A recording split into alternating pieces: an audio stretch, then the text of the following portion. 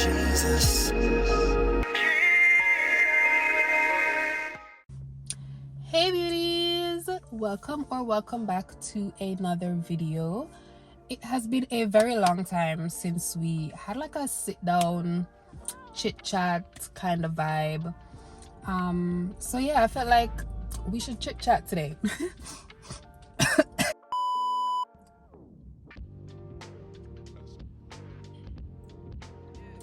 Hey beauties, welcome back to another video. Guys, I am recovering from the cold, the flu, whatever it was I had, overactive sinuses, whatever it is, I don't know, but sorry, your girl is recovering, okay?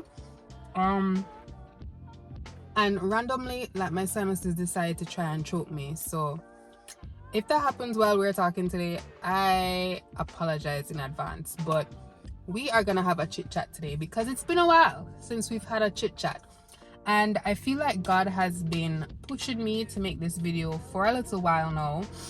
I will be honest, I was kind of trying to stall simply because I felt like I needed more time to really bask in what was happening and make sure that like I really had a grasp on what I'm doing.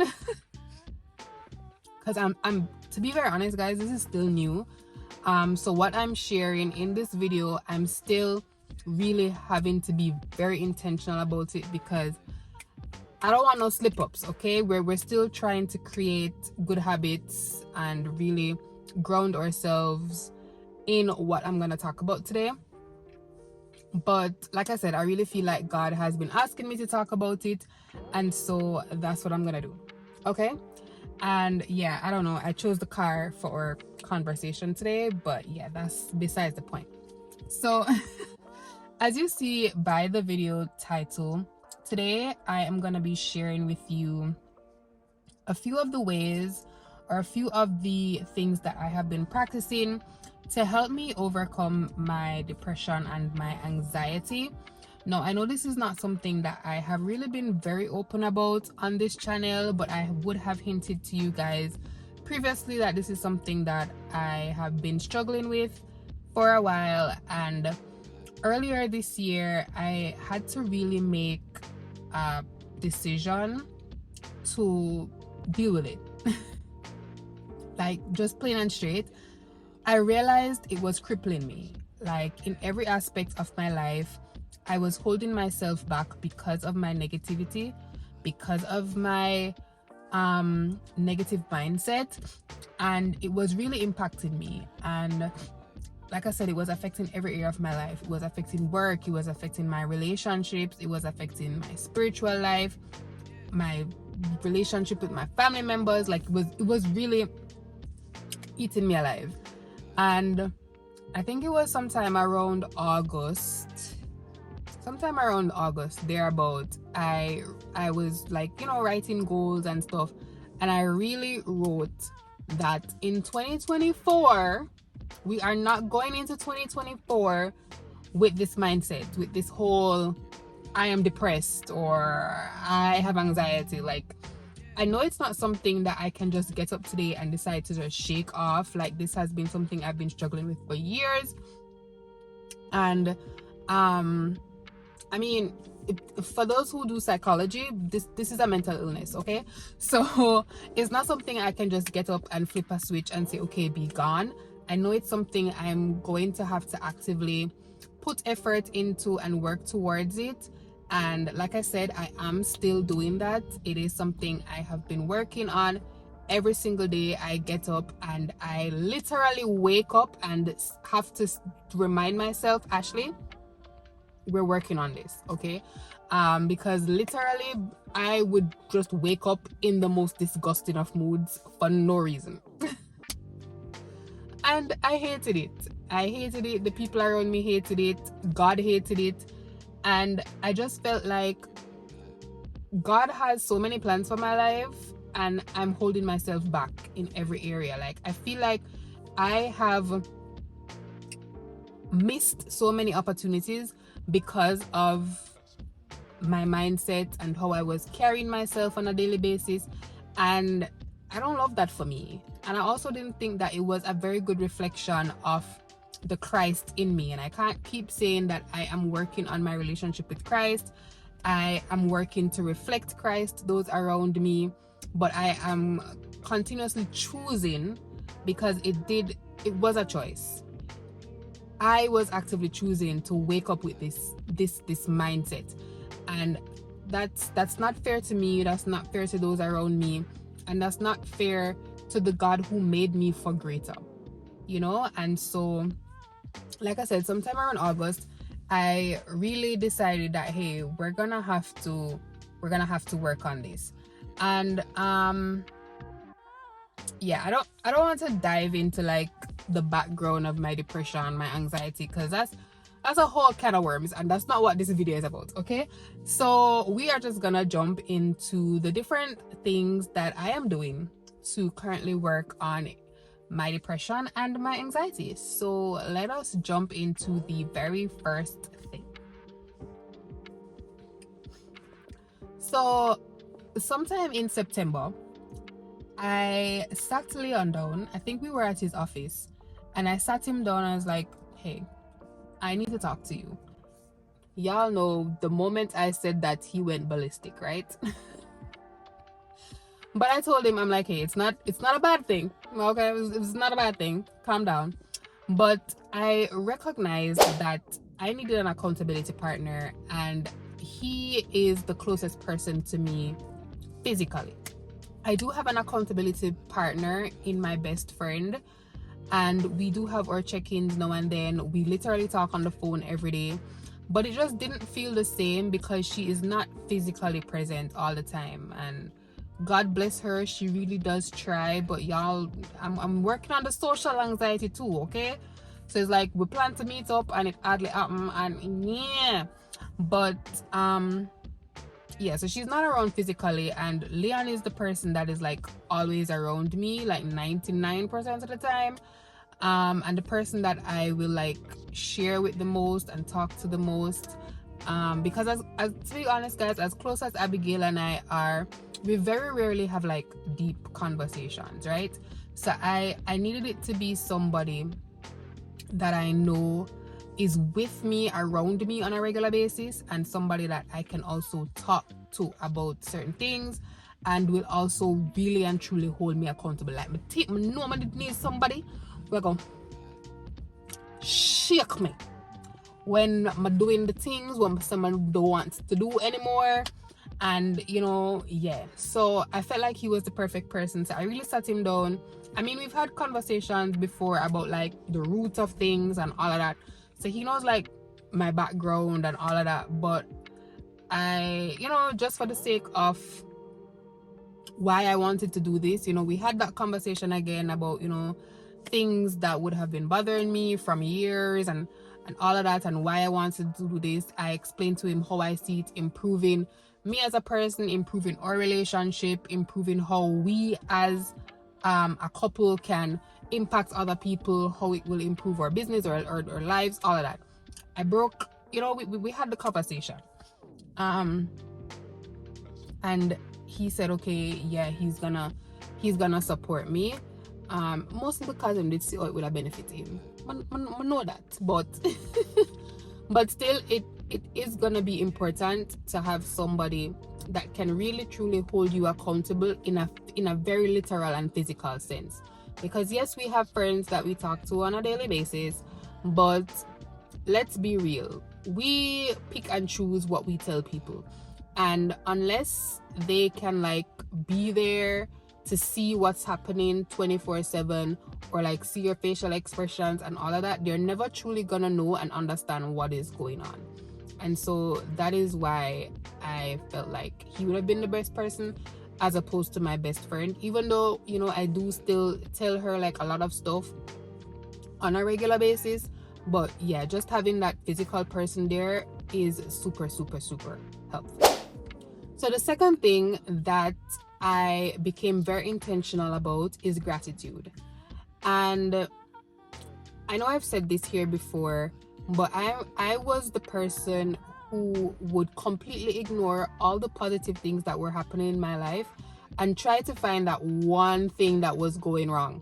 Okay, we were able to afford all our groceries, but now we're not going to be able to afford this. Or the supermarket didn't have this one thing. Like, that was literally how I was. And I didn't realize how bad it was until I think Leon was actually the one who pointed it out to me as well. And then did really have to drape me about it to see why he was the perfect person. But yeah. That was how I was. And so I had to really become intentional about ignoring the negatives. I'm not gonna say the negatives aren't there, guys. Life isn't perfect. We live in a very sinful world. That's just how it is. Like, nothing is ever gonna be 100% perfect, right? But we have to be intentional about focusing on the good things that are happening in our lives, because every day we wake up is a blessing. And even, I'm gonna be very honest, some days, like, literally that is all I can find, but I choose to focus on that and thank God for the opportunities that he is going to bring to me in the next day, because I know he's gonna keep waking me up, you know. So even if today I don't think I could find anything grand and spectacular to be grateful for, I thank God for the opportunity to be alive, just because that in and of itself is a very grand opportunity. And another thing I did, which supports the whole being grateful thing, was started gratitude journaling. Now, it's hard at first to find things to be grateful for, and when you just start, it might just be a case of, oh, I'm thankful for life, I'm thankful for my family, I'm thankful for my friends. Even to this day, sometimes that's all I can say, right? But I think the act of writing does something to our brains. Like, the fact that we have to really think about what it is that I'm gonna write right now pushes you to really dig deep and find something. Especially if you're gonna do it at the end of the day, when you can just really sit and reflect on everything that would have happened throughout the day and find at least one thing. Like, I used to try to find 3, but at least one thing that you could be grateful for. And I at one point I had started writing them in a jar, and then because me's the type of person who start things and quit, I'd stop doing it. And then I decided to turn that jar into like a prayer jar. I was like, let's combine the prayers with the gratitude. So I was like writing grateful prayers, like, in advance. So I would thank God for something I was expecting or wanting, right? And those are the types of prayers that I was writing in that jar. Yeah, lasted for a couple months again, and then I stopped. But then I realized that I was limiting myself to this jar, this space, this time, because of course the jar is at home, the jar is in my living room, so I had to be doing it at particular times throughout my day. And I realized that in and of itself was actually limiting me. And so throughout my day, I would just randomly start jotting things down in my notes app, my digital planner, my Notion, wherever, a piece of paper, a physical book, whatever the case may be. I would just literally just start jotting things down as they happen, so that by the end of the day, like, sometimes I would sit and reflect, and I was like, oh yeah, because to be honest, sometimes we forget, and sometimes we think that things aren't grand enough to be grateful for. But it's like, in the moment, you might catch yourself, you do something or something happens, and you might catch yourself giving a little smile, because it's like, in the moment you realize, like this. But then you sit at the end of the day and think about it, and like, yeah. But in the moment, I would literally write, ooh, yeah, this just happened, this was so cool, thank you God, right? And because I started developing that habit, I realized that I was able to now pick up on these things without having to write. Like I was able to now notice things around me. And because I was becoming so aware of the different things around me that I can be grateful for, it was like I was just going throughout my day with a smile, and I was like, oh, the roses are so cute, oh, my coworker looks so nice today. And it was like I was just I don't know, I was just seeing everything to just make me smile and be like, oh, that's so nice, you know, kind of vibe. Versus, okay, the AC in the office is cold, like I'm gonna have to sit in this ugly sweater all day. Like, Like literally, it was the smallest of things that I would choose to just be so miserable over. And let me tell you guys, you see the moment I get miserable, they mash right up, weak, mash up, mud, everything. Like, I don't know. I'm inclined to say I got it from somewhere, but it's like, you know, it that's just how I was, and I was like, no man, this cannot continue. This too nice. As God picked me, no, I can't live so. Cannot live that way. So yeah, I really had to be very intentional about being grateful and finding things around me. Like literally, guys, stop and smell the roses. Like it's literally that simple. There are so many things around us that are there to make us happy, there to make us smile, things that we can be grateful for. So yeah, stop and smell the roses sometimes. And on the note of stopping and smelling the roses, another thing that I had to become intentional about doing was finding things that make me happy to do. Like, you know, they have these de-stress apps and coloring books and all of those things. Yeah, those things, I realized I stopped doing those things that fed my soul. Like I was so busy working, catering to everybody, taking care of the house, all of those things that I wasn't finding time to feed my soul. Like guys, it got so bad I wasn't even listening to music anymore. Like if you know me, music is my life. Like me listen to music 24/8, and I wasn't listening to music anymore. And it's not even that I was it, to be honest, it wasn't even just all about like being busy and all of those things.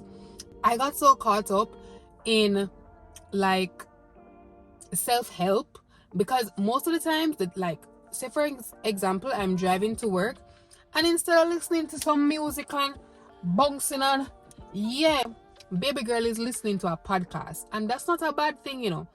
But these things can drain you as much as they can build you up, because you're listening to a podcast about how to improve this area of your life, how to do better in this area of your life, blah blah blah blah blah blah, and all you're hearing is, okay, Ashley, you're insufficient in this area of your life, you're insufficient in that area of your life, you got to do better here, you got. And yeah, this is true, and we all have things that we need to improve on.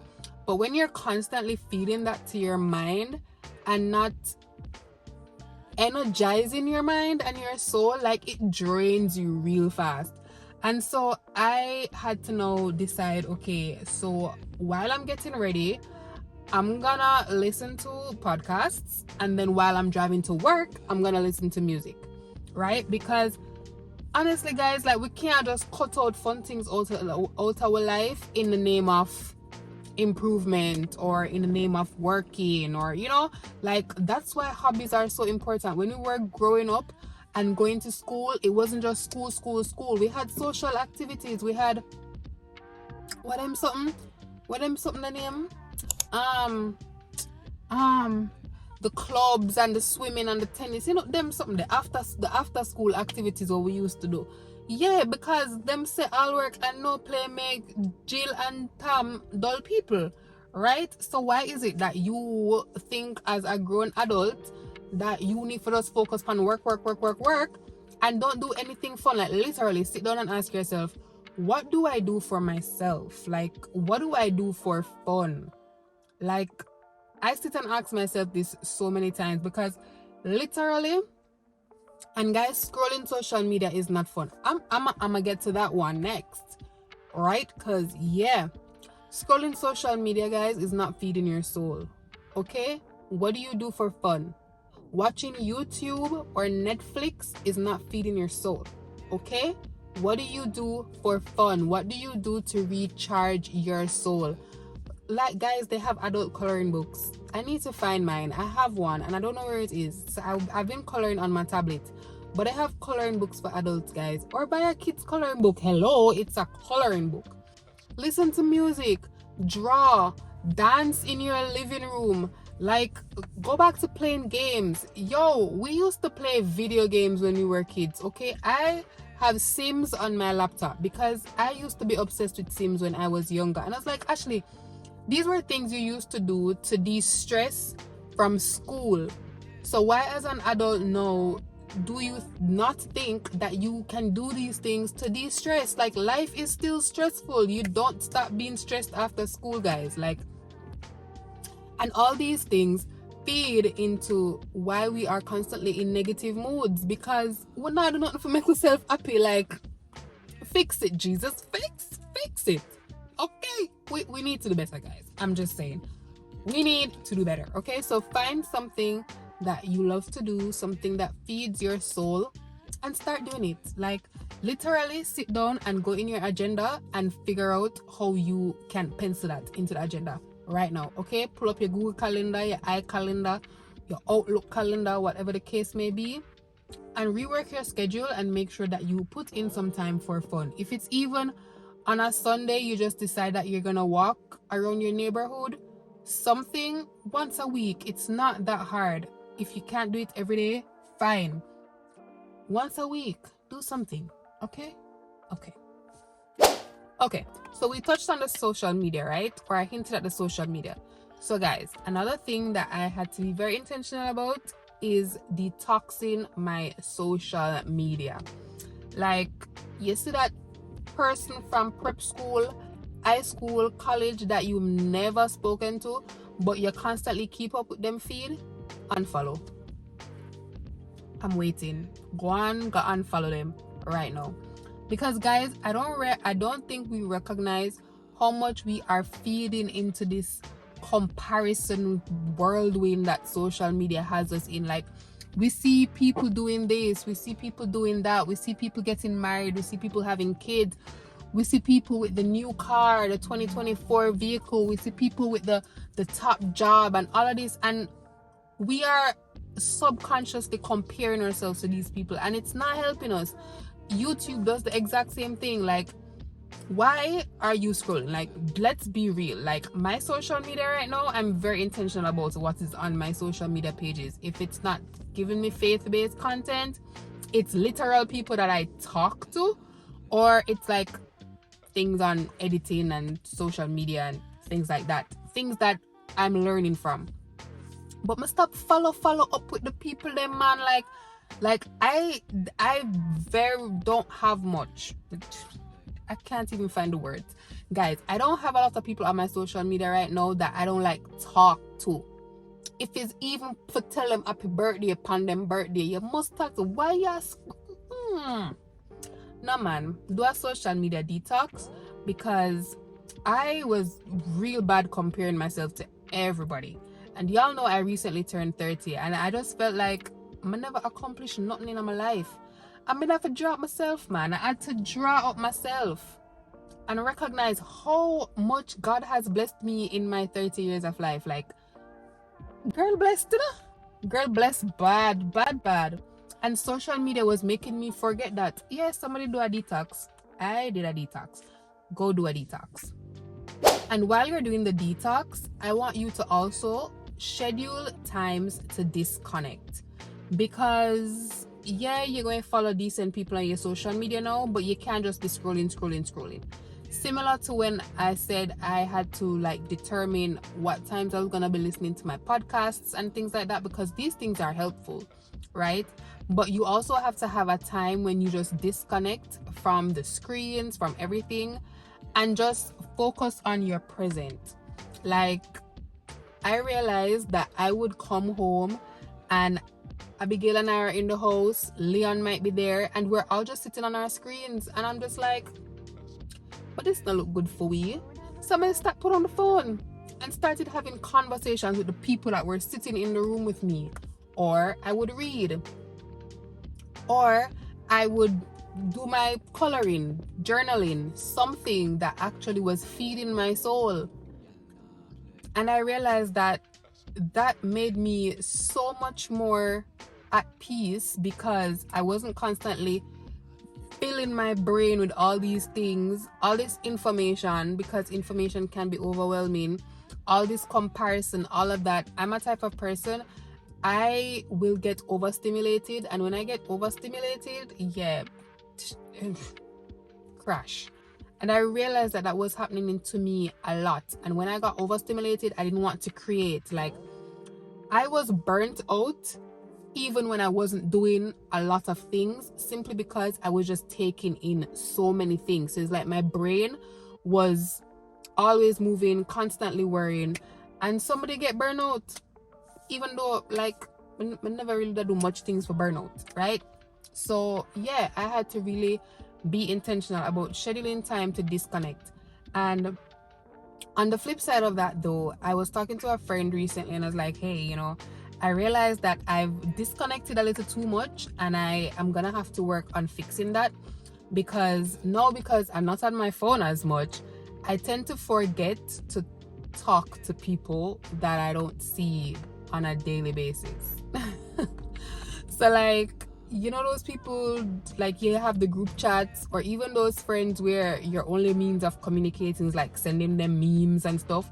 Yeah, if I'm not on social media, I can't send you a meme, right?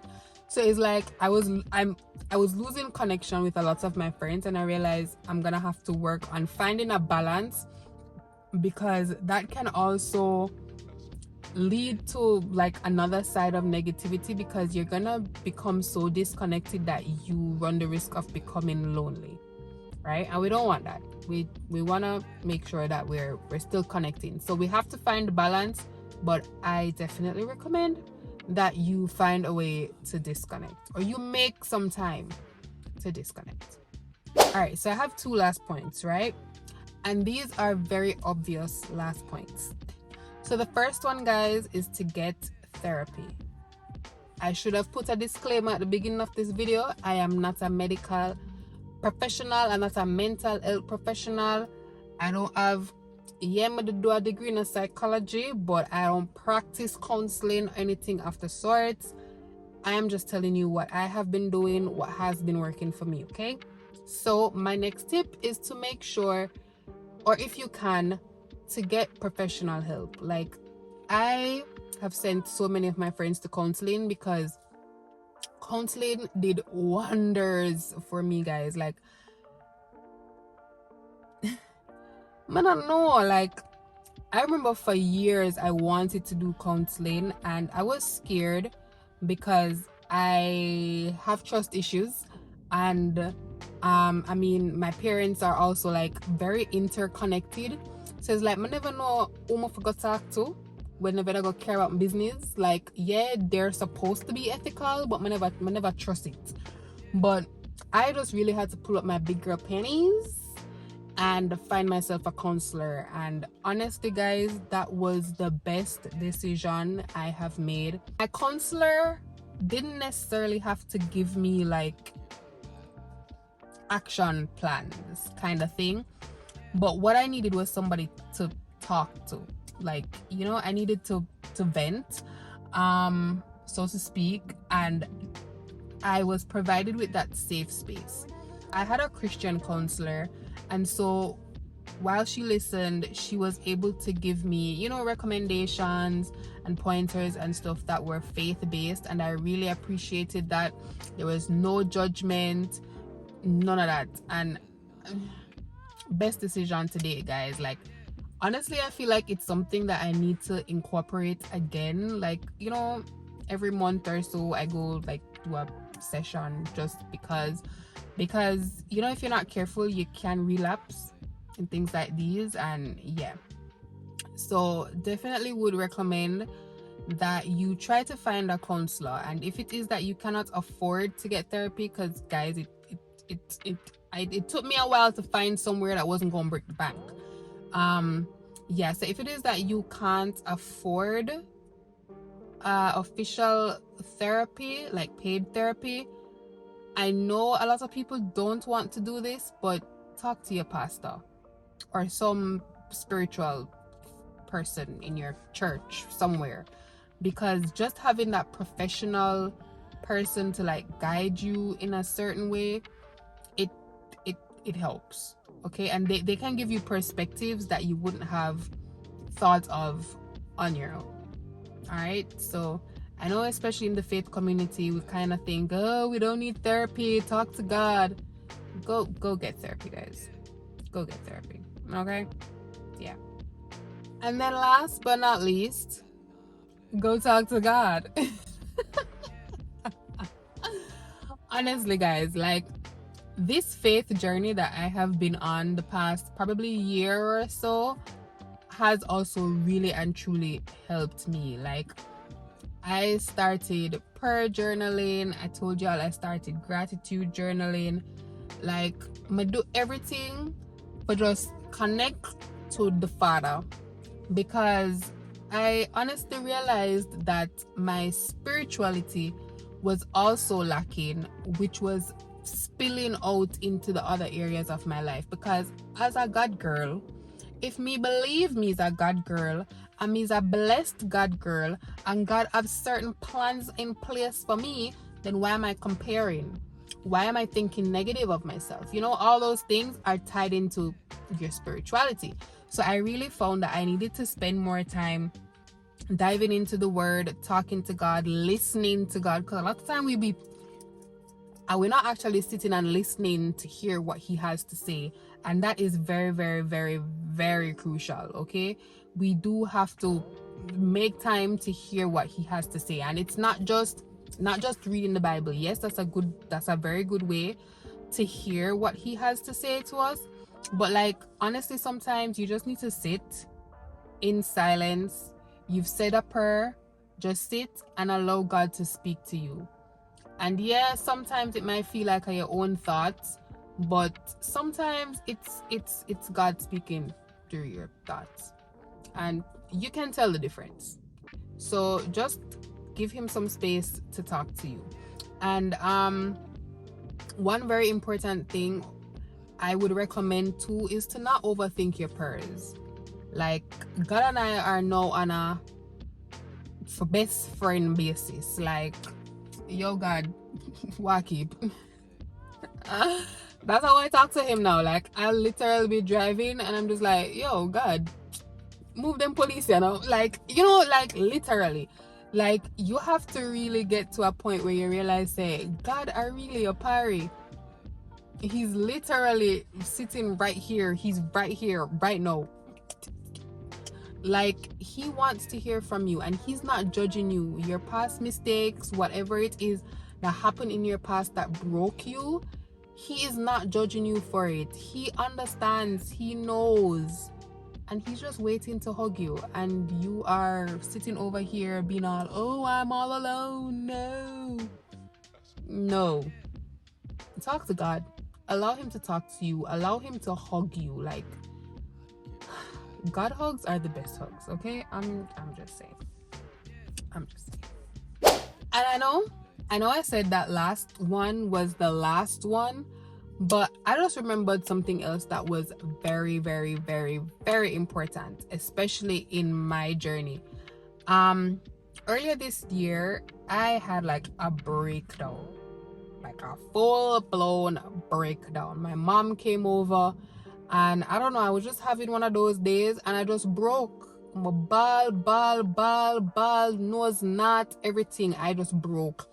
And you know, after I eventually calmed down and everything, she like took me out to eat. We went, you know, just to get some air, calm down and whatever. But I will never forget something she said to me that day. She said, Ashley, you're not an orphan. Stop acting like an orphan. And I don't know, man. I don't know. That because this society has us thinking that as adults we are supposed to figure everything out on our own. And you know, especially when you move out to your parents' house, you're not supposed to be dependent on them for everything. You're supposed to figure out things on your own and pay your own bills and buy your own groceries, and you know, you gotta figure it all out, guys. No man is an island, okay? And you got parents, they're always your parents. You got aunts and uncles, they're always your aunts and uncles. Like, you never outgrow these people. Like, you don't turn 18 and you miraculously no longer have parents or siblings or whatever the case may be. Like, it's okay to depend on people, guys. And I'm telling myself this because I still don't like to do it, but I'm learning that it's okay to depend on people. God put these people in your life. Allow them to be used by God to bless you, because that's why they're there. And sometimes God literally uses them to bless you at your lowest moments. But because you want to feel like you tough and big and high and mighty, you gonna block those blessings, sis. Bro, stop it. Stop. Like, stop. These people are in your life for a reason. They love you. They love you. Allow them to love on you. Stop trying to figure it all out on your own. You're not an orphan. You're not an orphan. And even if you have no earthly family, there are no orphans of God. And He can use people that you never imagined to bless you. But because you're walking around like you walking alone on this earth, you're blocking these blessings. We gotta stop, because I realized that I was just adding to my own stress. I was just adding to my own depression. I was adding to my own hurt and anger, because I was refusing to allow myself to love and be loved by the people around me. And that's probably one of the biggest things that has helped me on this journey. Like, just learning to let go and love and be loved. Yeah. But yeah, that is all for today's video, guys. I really truly hope that you learned something or you got something from this video. I say this on my Instagram all the time, guys. My DMs are always open. If you need to talk, you can always send me an email. My email is in the description below at all times. Feel free to shoot me an email, a DM. If you see me in the streets, stop me, okay, guys? I understand the struggle. The struggle is real out here, and we're really just all trying to make it in life, and we need to stop trying to make it by ourselves, okay? Because when we go to heaven, when we get to heaven, we ain't gonna be there alone. So we gotta learn to live in love with the people we got down here. All right, but that's all, guys. Remember, Jesus loves you, so go out and live like it and accept His love. Okay, bye, beauties. Ain't nobody stopping my shine. They try to break me, try to take me out, but I got Jesus on my side.